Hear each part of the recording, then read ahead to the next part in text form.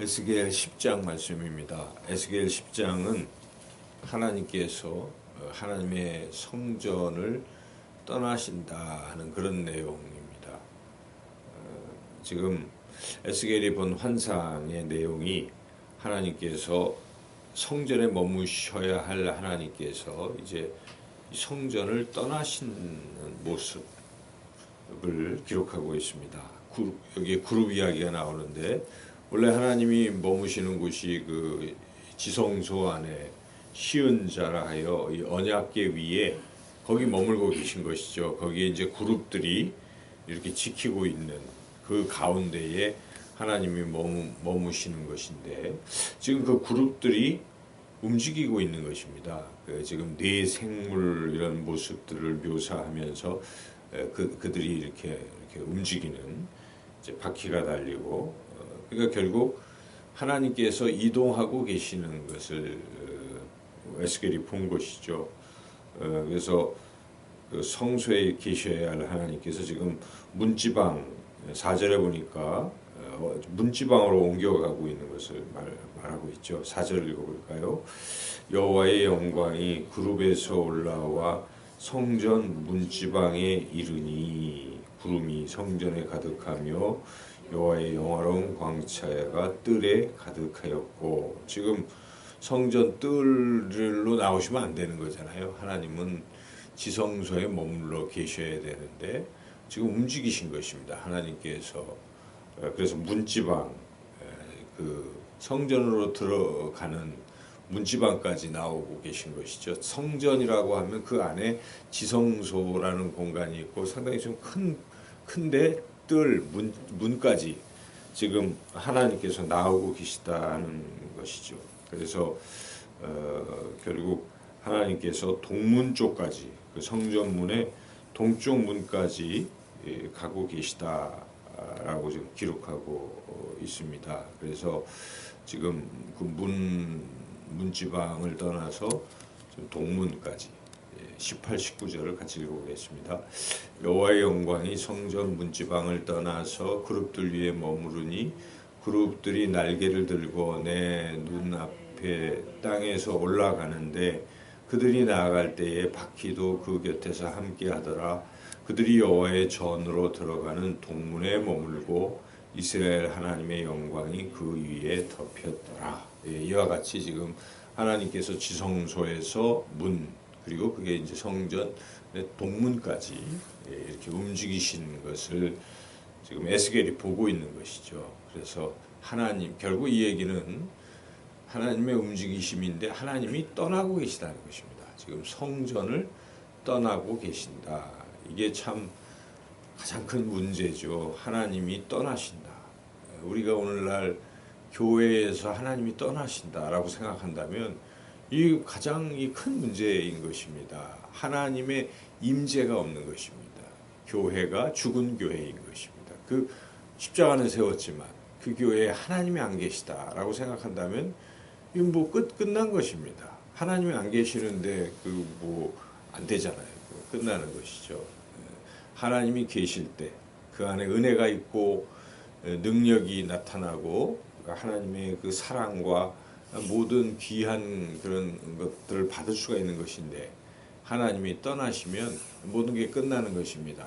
하나님이 떠나시면 심판만이 남아있는 것이죠. 그래서 지금 하나님께서 떠나시면서 그 사람에게, 베어 입은 사람에게 심판하라고 하시는 것이죠. 묘한 것이 9장에서의 그 베어 입은 사람은 구원할 사람들의 이마에 표를 이렇게 먹물로 찍었던 그 사람이거든요. 그러니까 여기에 4절 9장에 보시면은 거기에 사람을 이렇게 베어 입은 3절에 이렇게 보시면 성전 문지방에 이르더니 여호와께서 그 가는 베옷을 입고 서기관의 먹그릇을 찬 사람을 불러서 이제 그렇게 표해서 그 사람들을 구원하라 했던 그 가는 베옷 입은 사람이 그 역할을 감당하고 그 다음에 하는 일이 오늘 10장에서 보니까 숯불을 손에 들고 이 예루살렘 성읍에다 막 뿌리라 하는 것입니다. 여기에 이제 그것을 하나님께서 명령하고 계시죠. 2절에 나오고 있습니다. 한번 읽어보겠습니다. 하나님이 가는 베옷을 입은 사람에게 말씀하여 이르시되 너는 구름 밑에 있는 바퀴 사이로 들어가 그 속에서 숯불을 두 손에 가득히 움켜가지고 성읍 위에 흩으라 하심에 그가 내 목전에서 들어가더라. 이렇게 하나님 명령하시는 거. 이제 숯불을 가져다가 예루살렘 성읍에다 뿌려라 하는 것입니다. 이것이 무엇을 뜻하는 것인가? 이것은 예루살렘 성전, 이제 예루살렘 전체가 불심판을 받는다. 쉽게 얘기하면 그런 것이죠. 그래서 지금 이제 불심판이 있게 됩니다. 하나님이 예루살렘을 떠나신 것이니까 성전을 떠나시고 이스라엘은 그야말로 이제 불심판을 받게 된다는 것입니다. 지금 이 예언을 할 당시가 예루살렘이 멸망하기 6년 전에 하는 예언인데 이 예언대로 이스라엘이 멸망할 때는 바벨론이 이스라엘에 불을 질러가지고 다 태워버린 것이죠. 그래서 그야말로 불심판이 6년 뒤에 임했던 것인데 그와 같이 하나님이 떠나시면 결국 심판만이 남는 것입니다. 하나님이 계실 때 구원이 있는 것이요 은혜가 있는 것이요 사랑이 있는 것인데 하나님이 떠나시면 그렇게 되는 것이죠. 그래서 우리가 사무엘상에 보면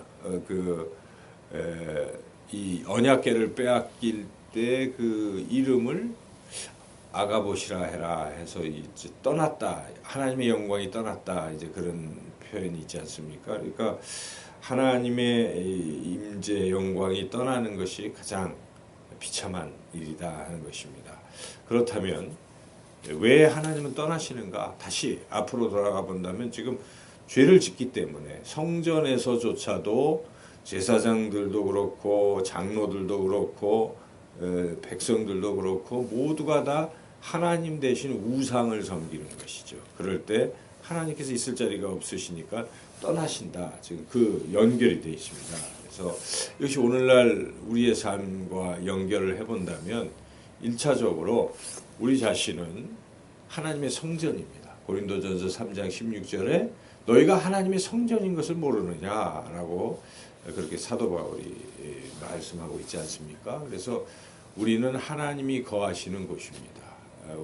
우리 안에 성부, 성자, 성령이 거하시는 것이에요. 그래서 우리가 내가 하나님이 머무시는 성전이구나 하는 생각을 1차 하고 그런데 만약 성전이 거룩하지 못하고 죄를 자꾸 짓고 죄가 반복되고 죄의 습관의 노예가 되고 그 죄를 회개하지 아니하고 계속 아무렇지도 않게 죄를 지어버리면 결국 성전을 더럽히고 그러면 하나님이 떠나실 수 있다. 그러니까 우리가 예수님 믿고 구원받았다고 하면서도 죄의 문제가 계속 물론 우리는 죄를 짓지요. 그러나 그 지은 죄에 대해서 회개하지 아니하고 뭐 이런 상태 아주 철면피같이 무감각한 상태를 유지하고 있는 사람이라고 한다면 하나님이 떠나시는 것이다 하는 것을 우리가 깨달아야 한다는 것입니다. 교회도 마찬가지죠. 한국 교회도 마찬가지입니다. 계속해서 회개하지 아니하고 교회가 그 더러움과 세상보다도 더 더럽게 그 상태를 계속 유지하고 있다면 하나님의 영광이 떠나는 것입니다. 그러면 그냥 안 되는 것이 심판이 임하는 것입니다. 그리고 심판은 우리가 9장에서 이미 읽었듯이 성전에서부터 시작됐다는 것입니다. 성전부터 심판하신다. 하나님께서 범죄한 것부터 심판하시는 것이기 때문에 우리가 오늘 이 10장의 말씀을 참 경고의 말씀으로 받고 하나님의 영광이 떠날 수 있구나. 우리 범죄를 계속하면 그럴 수 있다는 이 사실을 우리가 깊이 생각하고 진심으로 하나님 앞에 회개하고 우리가 간절히 사모해야 할 것은 우리가 거룩한 것이고 그리고 우리 안에 하나님의 영이 성령이 충만한 것입니다. 반대가 사람이 떠나는 것이라면 그거의 반대는 하나님이 임재가 충만한 것이 성령이 충만. 그러니까 내가 성령 충만하기를 사모하고 교회가 성령 충만한 교회가 되도록 그렇게 회개하고 기도하고 하나님을 예배하고 그럴 때 우리가 하나님의 임재 속에서 정말 기쁘고 소망 가운데 살아간다는 것이죠. 우리가 그렇게 간절히 기도하여 성령 충만한 그런 삶을 살아가시기를 주님의 이름으로 축원합니다.